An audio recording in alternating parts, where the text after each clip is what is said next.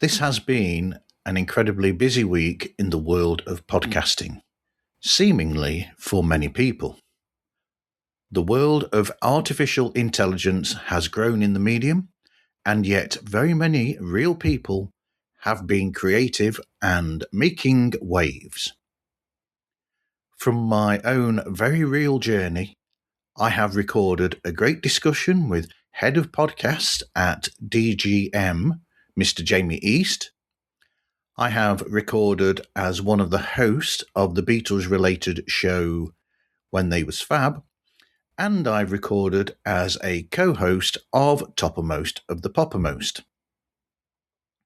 I have experimented and failed once more with trying to use video, possibly as a consequence of not understanding the tech side of it. That was an issue I had with media training back in the late 90s as well. Anyway, I'm Martin Quibell, known to my friends as Marv, and this is Pods Like Us Chronicles. On Tuesday, I was lucky enough to speak with DGM's head of podcast, Jamie East, all about his own show, Bad Blood, Life of a Cancer. Following now is my conversation with Jamie, but with a warning before it starts that there is some bad language used that may cause offence. Now, I made the editorial decision to leave it in there, and I apologise for any offence caused. If you want to, then you could probably skip the next 22 minutes if that is the case.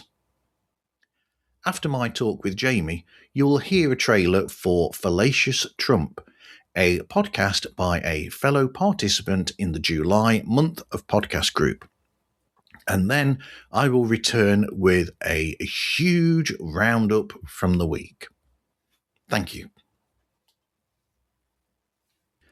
Okay, so I've been telling everybody to listen to the podcast Bad Blood, Life of a Cancer from Jamie East, and I've been hoping to get hold of Jamie to talk to him about it, and luckily I have. Hello, Jamie. Thanks for speaking today. Hey, Martin. How you doing? I'm fine. Yeah, I saw the other week you promoted on LinkedIn that it was coming out, Bad Blood, Life of a Cancer. And as soon as I saw it in the title, and I thought, I've got to listen to this, because you do a lot of production and you are head of podcasting at DGM, but in your own presentation style, there's an honesty to it. Yeah. Oh, thank you. Which lends itself really well to the show. So that was one reason why. But even then, you listen to the show and you do let yourself out there very much, and it is all in there. Everything, your whole motion. You don't hide anything. Well, no, and I don't, I mean, it's in my nature anyway, whether it's, and I think whatever format I've been working in, and I've worked in most of them now because I'm that old, whether it's print, whether it's online, whether it's blogging, whether it's TV, whether it's radio, whether it's podcasts, I think, I've always tried to stick by the same principle, which is talk in a language that people will understand. And everything has to be honest, and I don't mean that in a virtuous way, but I think, regardless of whether you're talking about celebrity gossip, or whether you're talking about politics, or whether you're talking about, like with Bad Blood, whether it's an illness or anything, you have to come from it from a personal point of view. Otherwise, what's the point? There are enough people reading scripts. There are enough people saying what they feel that they should be saying. And I've always tried not to do that. Sometimes I've failed at that, and sometimes it hasn't really fitted the format very well. But I think with Bad Blood, obviously it has, because it's just such a deeply personal story, yet carries such universal themes. Yep. I've also said to people in my explanation of the show that they've got to be ready for, okay, we'll get to it. Was it episode 4 or episode 3 where you and I have something in common with each other, where... Right. My family will tell me, just like yours do to you, they'll say, you do swear a bit too much. So I did let people know, if you're going to listen to this, be ready, because there's some effing and jeffing in there, shall we say. Yeah, and look, there's a time and a place, obviously, for language. I've always used language in its strongest terms, back from when I was doing Holy Moly or whether, anything. I'm just a foul-mouthed kind of guy, really. I think swearing's fantastic, and I love it when it's used properly and used with passion and with gusto. There is nothing like just telling someone to fuck off. Is just such a beautiful, beautiful thing to be able to do. And I think, obviously I do a lot of podcasts where there are no swearing and where it would be deeply inappropriate. But I started recording this, within days of being diagnosed. And, look, there's always in the back of your mind, if you're a content creator in any form, it's like, this is going to be good stuff, right? I was aware of the power of kind of capturing the moment. But also, there was no producer working with me on this. I was locked away in my garden, really, with nothing but a microphone and a laptop and a load of chemotherapy. So it was also just a way of getting things straight in my own head. And I swear in my everyday all the time anyway. And then when I came to edit it, because I did the whole thing myself, I do like to roll my sleeves up and get my hands dirty. I thought about cutting it all out, but actually, it's like, it is meant to be honest. It is meant to be raw. And, quite frankly, I've not made this for other people. I've made it for myself. And some people will be offended by it, but you know what? Fuck them. Yeah, because it's you being in that actual space. Yeah. When it's happened. So you're finding all this stuff out because there's recordings here of you finding out things for the first time and then given a natural reaction. So your natural reaction is not going to be all sunshine and roses. It's going to be a case of, well, I'm not very happy about this. This has really pissed me off. And you will be honest about that because you're in that moment and that's how it is. Yeah, I defy anybody to get told that they got cancer, not to immediately go, oh shit. That's just a natural human reaction unless you're a nun. And a lot of the stuff is me, it's not a scripted thing. So, I'm taking myself on a bit of a journey and actually talking about how I feel and unraveling it in real time. So I think anyone that goes in there listening to, I give fair warning to the content. I talk about death, I talk about illness, I talk about cancer, and it's done in my own style. And I doubt very much whether people are going to discover this without really knowing anything about me. So anyone that knows anything about me knows that, I don't really hold back in any form. When you started the recordings then, because the first episode is the phone call. Yeah. Is it just a case of you recording and thinking, I don't know what's going to happen, but if I keep this for some reason, were you not sure what it was going to be? Were you just a case of, I'm recording this just in case? Because to use your phrase, Schrodinger's podcast, if it's not recorded on a microphone, does it exist? Yeah. But you know what? I think I wanted to document it. Yeah. Anyway, I think it's an important, it's a life event for anybody, right? And I think, and genuinely, I had no idea what was going to happen. I didn't know if I was going to be around now. So there was part of me that just wanted to put something down about how I was feeling. Look, worst case scenario, I cark it, and it was just a way of like leaving a bit of a diary about what it was like, not for any like commercial gain, but even if it was just for my kids or my family or just for like future. And audio is just my preferred medium for doing that. Some people are brilliant at writing and get enthused about the thought of writing 5,000 words. I can't think of anything worse. Even though I have to write occasionally, I enjoy it once I do it, but it's not my chosen vehicle. I'm not a TikToker. That's some people's chosen medium for communication. Mine is the power of intimate audio and always has been since I started doing radio and discovered it as opposed to doing telly. So it's always my go-to, whether it's like making notes for a meeting or whether it's collecting my thoughts in a journal or whatever it is. I leave voice notes for myself all the time. Even if I'm sending people long text messages, I'll use the transcribe button on my phone to do it rather than sit there typing it. I just prefer talking.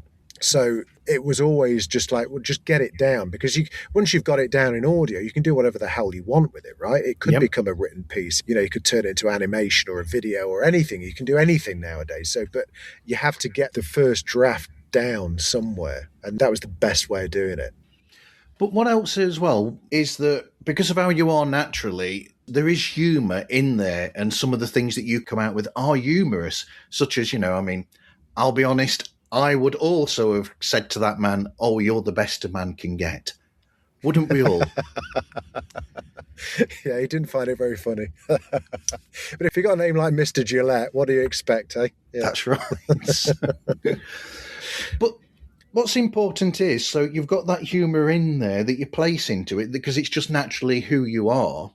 Yeah. And it makes it easier to listen to as well, as opposed to all the, Thanks. I mean, you're talking about chronic myeloid leukemia. Is that it? Yeah. Not exactly a font of comedy. Yeah. No. But it helps that you have these natural moments from you where you put in these bits of humour. Even when you've put like the recordings that you've made, there are bits of humour in there between you and the people that you're speaking with as well. Yeah. But otherwise, life is just too fucking heavy sometimes, right? Yeah. And you sat there in a doctor's office. It's so out of body and ludicrous that it is funny. It is just mad because you're just like, fucking hell, last week I didn't have cancer and now I have, and now someone's shoving a javelin at my arse. It's these kind of mad moments where, and it is, I guess, a defense mechanism as well to some respect, because, it delays the shock, or it allows you time to collect your thoughts if you're taking the piss a little bit and stuff. But I think genuinely, I mean, what is comedy other than, I can't remember who it was that coined it. Comedy is nothing more than tragedy times time equals comedy, right? So it's about finding the funny in the most darkest and ridiculous of things. I mean, otherwise, I'd have just been, throw myself off a bloody cliff, and thank goodness I didn't, because it was all right in the end, or hopefully. So my knee-jerk reaction is always to tell a joke, not always to my advantage, gets you into trouble. School wasn't much fun. Yeah. You and me both. So you've got all these recordings of your own experience doing these journals yourself and your own thoughts at that time. You've got also discussions that you have with the experts as well. This helps to put the message across about it and to get people out there, making sure that you get checked, because we'll just say it, people need to make sure that they get themselves checked out for these things. Yeah, 100%. Obviously, I put it out a year after my diagnosis, so I've been sat on these recordings for like ages. Yeah. And never really couldn't work out what to do with them, whether I did want to put them out, because it felt like a little bit, not self-congratulatory, but, I didn't want to just put it out there, because just with my producer's hat on, right, there's got to be something more than just a bloke just talking at himself. No one wants to listen to a monologue. There has to be some sonic kind of interest there, whether that's, so even like including the phone calls that I did, just offered a bit of a break and offered to kind of put you in the room with me is always good. And then thankfully, I have a minuscule kind of profile because of the work I've done previously. When I talked about my illness on socials, Leukaemia UK got in touch and offered this fantastic opportunity, which, I'm very grateful for, and was to send me up to Glasgow to meet their researchers and to have a tour of the labs and stuff, which was mind-blowing, really, because they're there looking at bone marrow with all the pipettes and stuff going on. So it was good to feel as though I was doing something practical about it. And just the chance to speak to these incredibly clever people who are dedicating their professional life to saving my personal life is pretty mind-blowing. So once I'd kind of been there and recorded those guys and remembered that I'd recorded the first phone conversation with my consultant, just from a producer's point of view, I could see a path through to making something interesting to listen to. You know what I mean? Yeah. Otherwise, it would have just been a bit miserable and boring, It's made it into a rounded listen, really, a rounded show, because you've got your own experience of going through it, and then you've got the actual phone calls and all that. Yeah. But then on top of that, you've got the facts from the people that you've been to talk to as well. So it gives everybody a full look at the subject, so that in a way you're introducing them to what it's like, what the history of it was, because when you came up with that fact about Hiroshima, for instance, that was fascinating. I don't know why. Yeah, mad, isn't it? Yeah, exactly. That is really mad. Yeah. For the listeners that haven't listened to it, I asked one of the professors how long I would have, because one thing I couldn't get my head around was that, that I just had this for a week.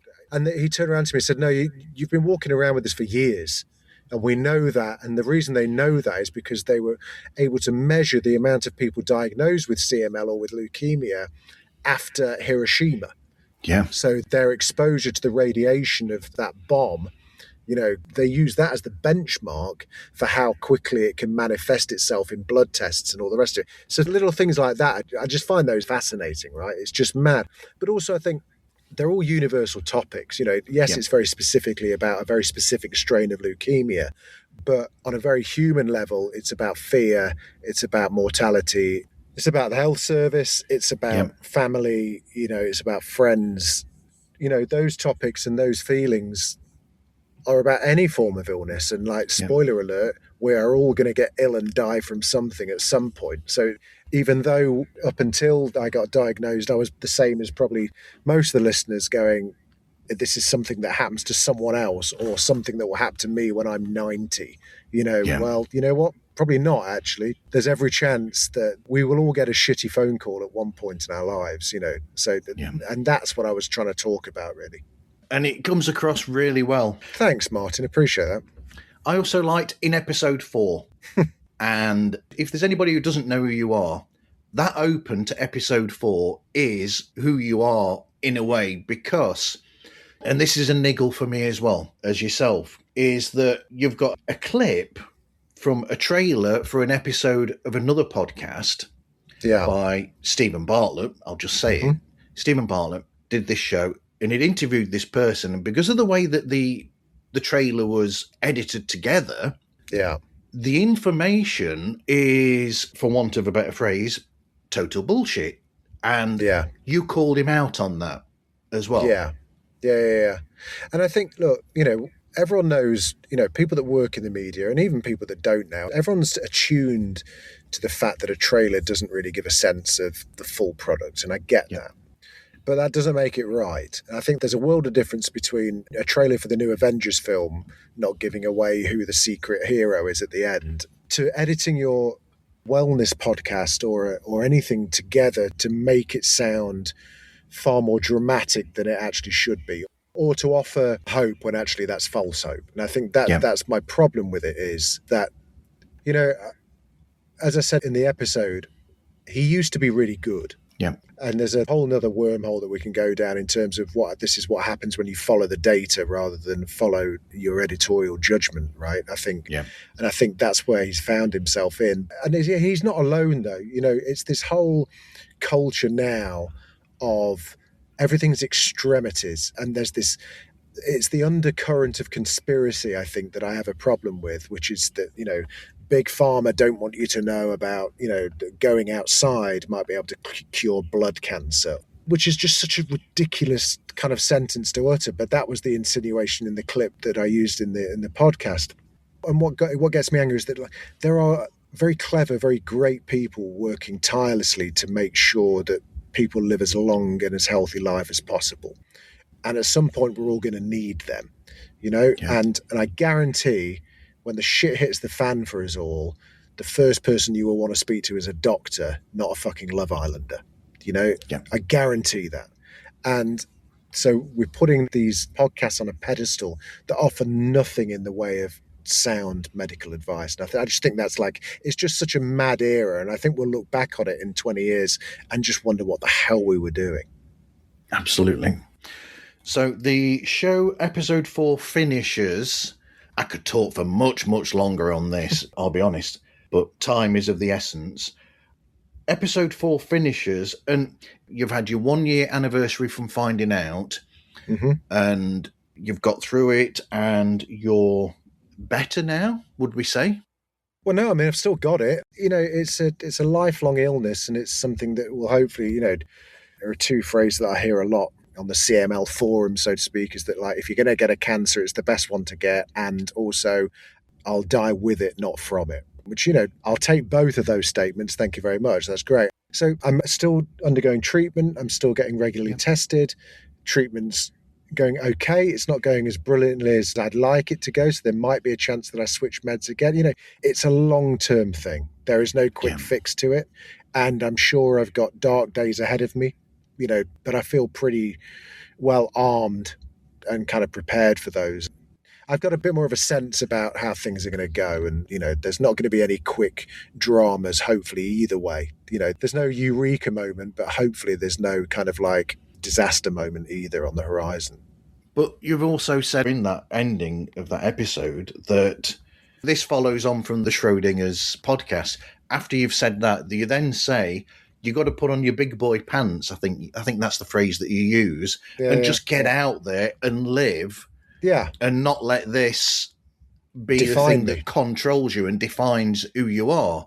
Yeah, exactly. So it almost feels like an end to the show in a sense. Is that actually it, for and done, or is there some more to come? Well, I don't know. I don't really know what more there is to say. I don't really think, I don't want to join the noise, really. And I don't think the world needs yet another minor celebrity kind of talking about wellness on, there are plenty of people doing that. Never say never, because, don't quit the hit and all that kind of stuff. But I don't really know what I've got of value to add to it at the moment. That might change. There might be something, I might think of something, but I don't really want it just to become like a guest podcast where this week I'm talking to someone about lung cancer and the next week I'm talking to a diabetic expert, because I'm not an expert in that. I wouldn't know what the fuck I was talking about. All I know is my story. Yeah. And it feel and I meant what I said in terms of like the year kind of anniversary was a good marker. And I referenced the fact that like when we lose someone, they always say the first year is the worst and then it gets better after a year. And I'm sure that's like a psychological barrier that we have, right? We reach that year and then we allow ourselves to move on. So I was using that as an example where, I've spent the past year thinking about that year marker, and that's done now. So I do feel as though I'd quite like to not be defined by just a man with cancer, but just having kind of like, I think we run through life covered in Velcro, and certain things stick to you and you carry along with you. And this will hopefully be just one of those things that add to my kind of like life experience. But, never say never. If there's something interesting to talk about, or if there's some dramatic development, or then of course I will. But I kind of feel like the world doesn't need another just white middle-aged middle-class guy wanging on about something. You know what I mean? There's fucking loads of them. Yeah. And it works. The 4 episodes work, following on from each other. You get the beginning, you got the middle, and then there's the end, in a sense, where it just goes, right, this is where I am now. Yeah. It's all over with. And I've still got it, but I'm carrying on with life. I'm not going to let it define me. Yeah. That's a really good ending. And it's a nice, comfortable 4. Yeah. And I've had lots of people feedback. I've had lots of nice emails, lots of letters. And, I had some leukemia experts from America get in touch with me to say that they'd, listened to the podcast and also read some of the articles that have been put out. Maybe there's a little thing where, I kind of addressed some of the comments and stuff would be a nice way of finishing. But who knows? If I feel like it's needed, then it doesn't take long, does it? No, that's right. And like I've always said to people when it comes to podcasts, this makes it different to radio, which is that if you're going to do work in podcasting, do something that interests you and is a part of you, and don't try and force yourself to talk about something or do something that isn't in you itself. You have to have that in you to be able to put it out there. Yeah, and I think that's true for broadcasting as a general rule. And certainly as in television, people don't hire presenters now just because they're good presenters. Those days are over. People hire presenters on television, certainly, because they're an expert in a field, or they've had a life experience that leans them into whatever show it is that they're working on. And the same for radio, although radio is slightly different because generally speaking, they're more magazine formats. But certainly from podcasting, if you don't care about what you're talking about, then no one else will. No. It's as simple as that. It's such an intimate format. People can smell a fraud a mile off. And there's no amount of editing or fucking compression or mastering that is going to change that, right? When you're podcasting, there is nowhere to hide. And that's what makes it so special. That's so true. Anyway, thank you for speaking with me today, Jamie. Martin, no, thanks for your support, man. I really appreciate it. And thanks for inviting me on. No problem. I've enjoyed speaking with you about it and I've loved the show. So let people know about how to find the show and how to contact you, please. Yeah, so Bad Blood is available, obviously, wherever you listen to your podcasts. It is an audio-only podcast. Imagine that. I know. And you can get in touch with me. The best way is just on Instagram, like just DM me at Jamie East or email badblood@seriouslypopular.com. All right. Thank you very much, Jamie. Thank you. Dude, really good to speak to you. Thank you, mate.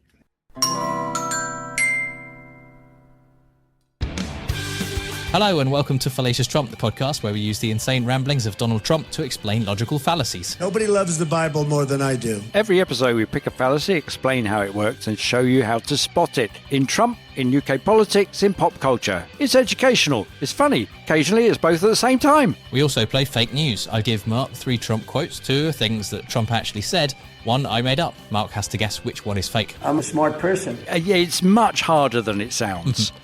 And then we wade through the latest political madness so you don't have to do it alone. Think of us as the friends who read the news so you can just sit there going, he didn't. He did, though. He always did. The world is quite mad right now and we can't fix that. But we can help you understand how the madness works and make you laugh about it, which is almost as good. YouGov asked, could you beat Donald Trump in a fight? Search for Fallacious Trump wherever you get your podcasts. That's right. Go home to mommy. Bye. Bye. On Sunday, the Chronicles episode went out finally, and a long episode it was too. I can see this one going the same way. Thanks to being sent a link to this by Stephanie Fuccio, I read an article from the 10th of July by Mia Karaki posting under the fabulous name of Robots Ate My Homework. That was all about what you can do with the ideas and shows from your back catalogue in order to utilise them to their best potential. Using a real-world example from the past that involved an archive curator, it was full to the brim of real-world applications to help you make more content. I'm quoting a phrase from Janelle Wheeler of Comic Book Nation there, more content. On Sunday the 12th of July, Dave Campbell was telling us in a Substack post about the meetups that he's been a part of with other podcasters. Congratulations on 3 years of doing that. Wow. I'm pretty sure that once you sign up to it, you will be told what the secret handshake is. Just tell them that Marv sent you. Unfortunately, it's a post and not an article, so there is no title to quote. That is how Substack works. On Monday the 13th of July, the episode of Podmastery saw the legend that is Neil Velio ask the question of whether it is necessary to try and be everywhere at the same time, and to do everything.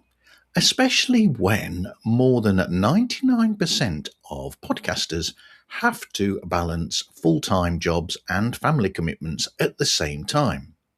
He used a very interesting analogy about how, as a kid, everyone used to change the radio station between BBC radio stations 1, 2 and 4, and how, essentially, podcasters are trying to be everything at the same time just like that, as opposed to staying the course and maintaining what makes them what they are, their individuality that gets them that niche audience. In the 13th of July episode of Sounds Profitable, Gavin Gaddis told us about changes going on for Buzzcast, Spotify, Megaphone and so much more. In the 13th of July episode of Pod News Daily, one of the items that James Cridland mentioned was that the actor Tom Holland appeared on the show The Rest is History, hosted by historian Tom Holland. Not mentioned in James's piece about the episode was that they did a take on the infamous pointing multiverse of Spider-Man picture. Then again, I am a geek, and James Cridland is a god amongst men who would not stoop to such levels, I'm sure. On Tuesday the 14th, I recorded a chat with DGM Head of Podcast and the presenter of Bad Blood, Life of a Cancer, Mr. Jamie East, particularly to speak about the aforementioned podcast. I also was one of the co-hosts of a When They Was Fab episode that was recorded that day as well, due to come out later today, in fact. In the 14th of July episode of Pod News Daily, James Cridland told us about Norma and John at Podbiz having reached a year of podcasting. Congratulations to them on quality programming all the way through from episode 1. Also on Tuesday, the 14th of July, Frank Graciopi put up a post on Substack entitled Brains on Puberty Podcast, What Kids Need to Know. In the article, he spoke about how tricky it can be to create shows for kids, especially ones that don't talk down to them, whilst at the same time trying to give them guidance through difficult moments that they are going through in their lives, particularly physically, let's say. With an emphasis on the Brains on Podcast group, he gave a great write-up to the wonderful work that they do on all of their shows, with their newest show, Brains on Puberty, being a good one. In the show, they offer advice and information to those approaching puberty or going through it. Attached to this was a link to a superb piece that Frank wrote on Monday the 13th for Forbes, entitled Podcasts That Help Us Deal with Life and Its Challenges. I was happy to see my friend Matt Gillooly mentioned with his superb show The Life Shift, as well as another friend, Jenica Sadwani of Multispective, among such a great list. Let's face it, Frank always chooses some inspired shows as examples of his articles. I love the quote from the Forbes article in question, actually, where he said, "While podcasting grows like weeds in a field where Roundup is banned, the most visible podcasts, such as celebrity interview shows or true crime shows, do not exemplify or fully leverage the foundational potency of the medium." In the article, How AI Helps Me Focus When My Thoughts Move Faster Than My Fingers, from Tuesday the 14th of July, Stephanie Fuccio told us how if we have so much in our heads at the same time, all of which is fighting to be heard, then LLMs can be useful to tidy it all up.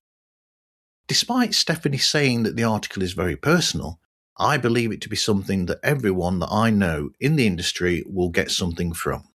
In a way, I wish that I knew how LLMs can take the backlog of episodes that I've got and edit them to my specifications.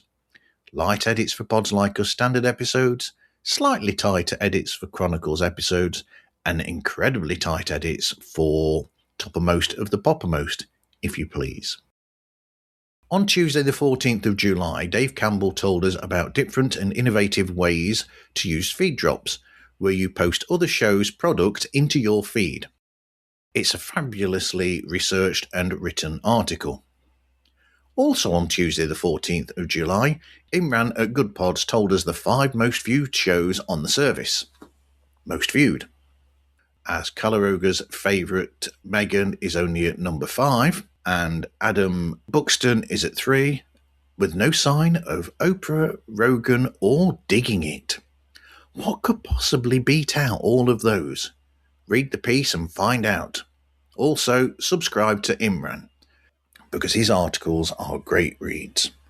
You can find Imran from Good Pods on Substack under the cool name of Captain Ron, the name of a Kurt Russell character from a 1992 film of that same name, if anyone is interested. It's actually one of his films that I've never seen. On Wednesday the 15th, John McDermott of Calaroga Shark Media released his newsletter once more under his great username of Media Thoughts. It is so full to the brim that I feel as though much of the forthcoming Pod Bites newsletter probably tells you too much. He started with a fun mention of the Cylons from Battlestar Galactica, which made me think of the pun I made in the Pod Bites newsletter from the day before, where I spoke about Ryan Seacrest and then changed it by saying Seacrest. I was hinting at the old television series Sequest DSV there. Humour is obviously something that you don't come to Marv for. That would be James Cridland and Sam Sethi on Pod News Weekly Review. I must say things from that show eventually so that I end up getting repost on socials from Pod News. Add to that the fact that I need to start quoting more from Sounds Profitable as well. Might get the numbers up. Also, in John McDermott's newsletter, he spoke of parasocial relationships, which the episode of Pods Like Us that went out on Wednesday with Alberto Batella of RSS.com, that also touched on that subject among many other things. Plug, plug. John also told us about an imaginary James Cridland offering him advice, which came back to explain the Battlestar Galactica thing at the beginning of the piece. You know, John is such a great writer, whereas I just waffle on. I've written a script for this and I'm waffling on as well. Quickly heading back for a moment to Sequest DSV, I wish good luck to former cast member Stacey Hyduck, who is up for an Emmy for her role in Days of Our Lives.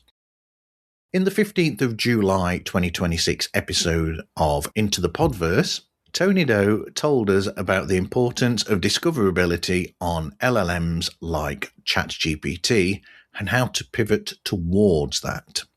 Tony also introduced us to the show Twizer, which is a very different chat show because instead of it being a normal conversation, the whole thing is done as a rap.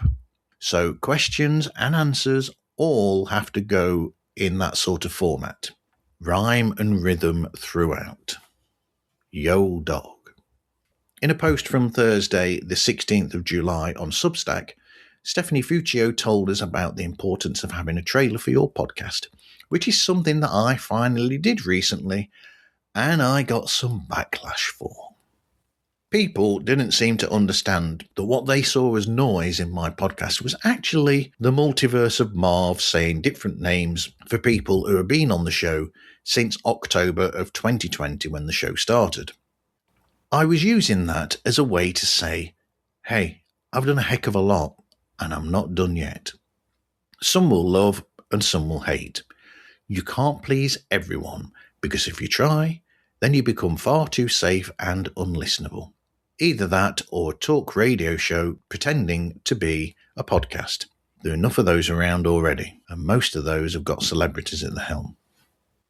On Friday, the 17th of July, John McDermott posted an article on Substack that spoke about Netflix not releasing the numbers for people who take in podcast on the service, joking that the numbers must be so large that they don't want to scare away the competition. Among the things that Tony Doe mentioned in the Friday the 17th of July newsletter version of Into the Podverse was a great look once more at the future of AI in podcasting. Tony also mentioned about Next Capital's new podcast, Next Ideas Pod, where entrepreneurs and aspiring founders submit their ideas. Airpiece are expanding their regional networks across the African continent. Oikea Production have started up workshops to help podcasters across Africa, and the Nigerian creative economy is substantially growing. Into the Podverse is another newsletter that I think all of my friends will get something from every single Friday that it is released, because there is so much more and I don't want to spoil it by saying everything that's in there. Plus this would be incredibly long. Saturday the 18th was basically me catching up with many of the articles that I've mentioned here, as well as shows.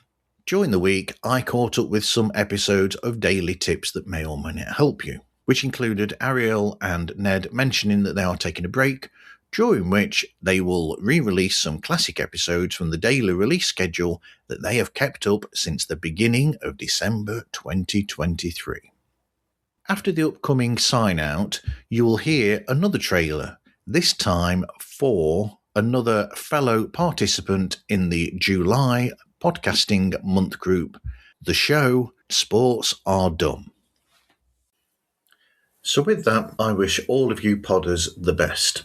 Pods Like Us is available anywhere that podcasts can be found, and all of the links to the social media and email are available on the opening page of themarvzone.org. The show is distributed and sponsored by RSS.com, and we thank them for their support. Please rate and review the show on the platform that you are listening or viewing the episode on. All feedback is gratefully received, as it helps to know if there is anything that needs to be looked at. Thank you for listening, and I hope you listen again to another episode of Pods Like Us Chronicles.